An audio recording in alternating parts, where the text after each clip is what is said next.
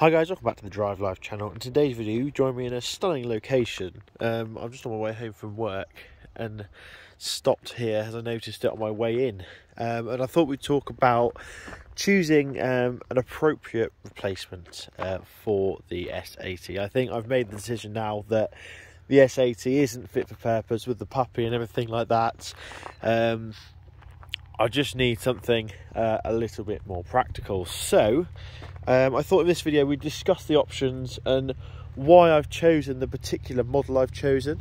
I have got a car that I'm going to look at and potentially buy, but I'll keep you posted on that. But yeah, let's get started by just sort of giving a brief overview of this car. So I bought this car in January 2020 after having a car accident.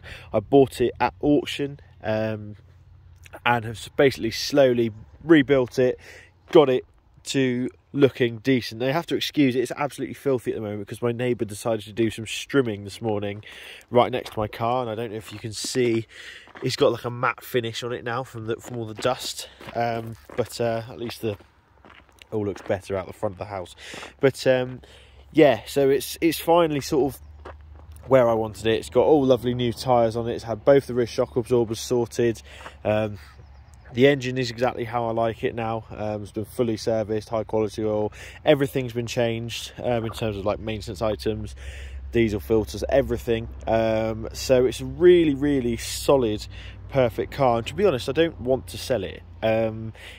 Ideally, I'd like to keep this car forever. However, the fact that it's a saloon just doesn't lend itself well to dog ownership, considering you can buy the same car with a back on it that does. So it seems a little silly not to, in my opinion. So I've given away one of the options there, but obviously this being a P3 platform car, and me not being the biggest fan of the later cars, I've decided I want to go for another P3 platform car. So that leaves me with the V70, the XC70 and also the XC60.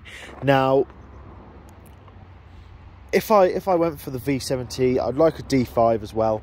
Then I don't really gain much apart from extra space. However, because of the type of environment that I live in and have to drive every day, I think I want 4x4, and I want a slightly softer ride. Now this R-Design suspension is not stiff by any means. However, there are occasions where it bottoms out, etc., on potholes and various places like that.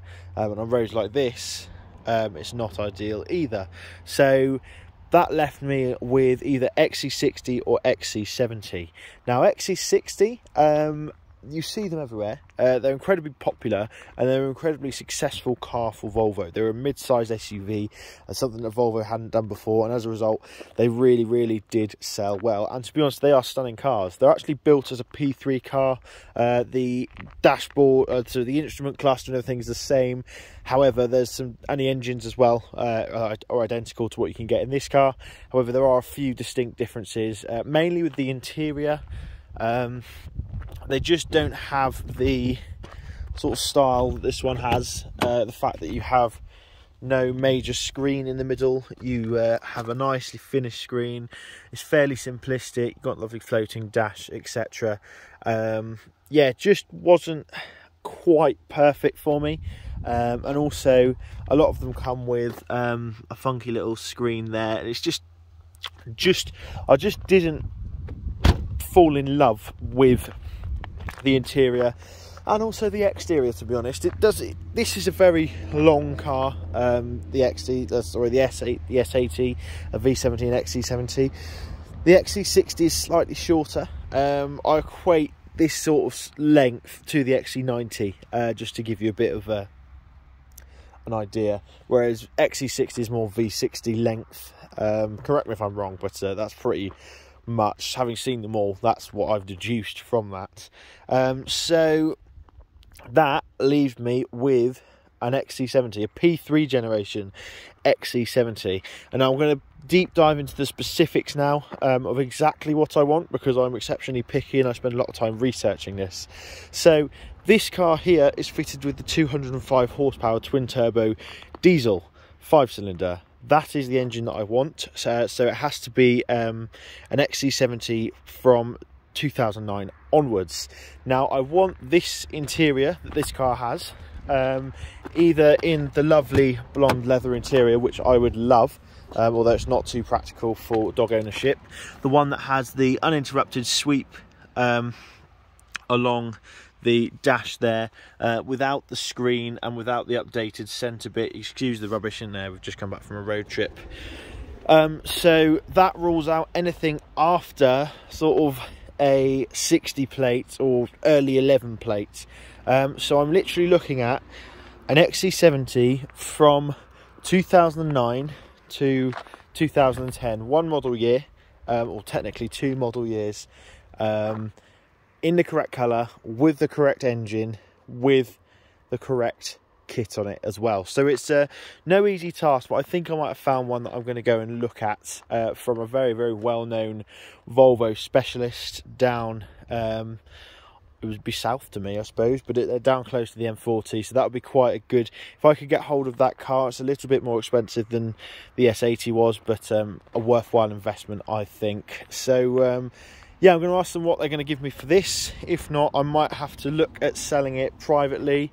So for those of you who are watching, who are particular fans of this car and would be interested, let me know, either in the comments below or on Instagram at drivelife.volvo, because yeah, it would be, I'd like it to go to someone who enjoys these cars and loves these cars and really sort of wants to buy a good solid car and is going to look after it as well, like I like to think I have done.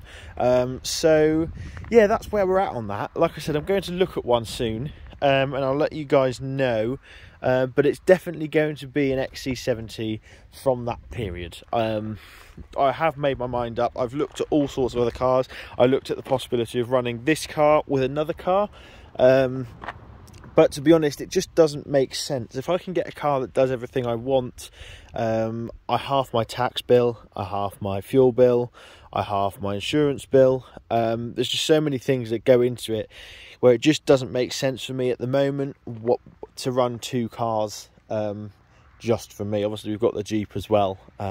We don't have specific parking as well at home, so trying to park 3 cars would just be a bit of a faff. So yeah, there's a lot of thought has gone into this, a lot of months of planning, and now the puppy sort of forced it anyway. Now, to be honest, the XC70 has always been a dream car anyway, so that's one of the reasons why I thought I'd take this opportunity to do it. But yeah, thanks for watching. Don't forget to like, comment, and subscribe. Let me know your thoughts in the description below, and don't forget to get in contact if you're genuinely interested in the car, because I would love for it to go to a subscriber or someone who would sort of look after it. So yeah, thanks for watching, and I'll see you next video. Cheers.